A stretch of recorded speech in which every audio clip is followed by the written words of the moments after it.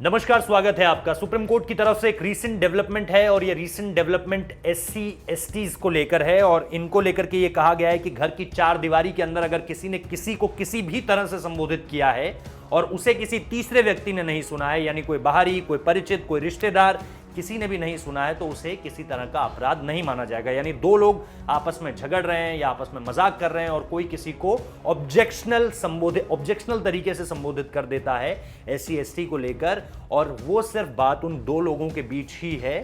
तो इसे कानूनी अपराध नहीं माना जाएगा। इसको लेकर के सुप्रीम कोर्ट ने कहा है। आपको पता है कि आईपीसी की जो धारा है 499 और ये आगे चलती है 500, 501, ये जब डिफेमेशन का केस होता है, यानी मानहानि का जो पूरा का पूरा मसला है, उसमें भी कानून कुछ इसी तरह से काम करता है कि अगर दो लोगों ने आपस में एक दूसरे को कुछ कहा है और वो बात, खासतौर पर ये डिफेमेशन का जो क्लॉज है ये 500 और 501 में आता है कि अगर उस बात को किसी तीसरे व्यक्ति ने नहीं सुना तो फिर सामने वाला जो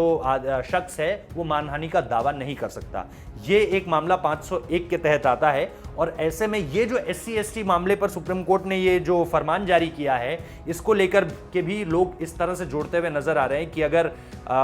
अपमानजनक टिप्पणी घर में चार दीवारी के बीच होती है, बाहर के किसी व्यक्ति ने इसे नहीं सुना है, ना तो वहां कोई दोस्त या रिश्तेदार था, ऐसे में इसे अपराध नहीं माना जा सकता। यह साफ तौर पर कहा गया है। और किसी भी व्यक्ति का अपमान या धमकी अनुसूचित जाति व अनुसूचित जनजाति कानून के तहत अपराध नहीं होगा, इस बात को भी कहा गया है। यानी अब तक अगर दो लोग आपस में बात कर रहे हैं और एक ने दूसरे को ऑब्जेक्शनल संबोधित तरीके से संबोधित कर दिया, तो फिर वो कानून में इसको लेकर के दूसरे व्यक्ति को सजा दिला सकता था, लेकिन अब ऐसा नहीं होगा।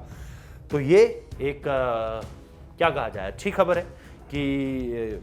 खास तौर पर सुप्रीम कोर्ट ने जब इसको माना है, तो ये निश्चित तौर पर एक ऐसा एक ऑब्लिगेशन है जो निश्चित तौर पर जिसको लेकर के मामले भी बढ़ रहे होंगे और किसी के पास कोई गवाह सबूत भी नहीं रहता है, क्योंकि दो ही लोगों के बीच बात है। मैंने किसी के बारे में कुछ कह दिया तो वो इसको क्रॉस चेक कैसे कराएगा, या अगर इसको कंडेम भी करना है तो किस तरह से करेगा, ये मसला समझ में आता नहीं है। तो लेट्स सी कि लोग इस पे किस तरह की हामी भरते हैं। आप लोग इस पूरे के पूरे मसले को किस तरह से देखते हैं, हमें जरूर बताइए। कमेंट कीजिए, लाइक कीजिए, शेयर कीजिए। मामला सुप्रीम कोर्ट का है, इसलिए भाषा पर जरूर ध्यान दीजिएगा और बहुत बहुत ख्याल रखिए अपना। शुक्रिया।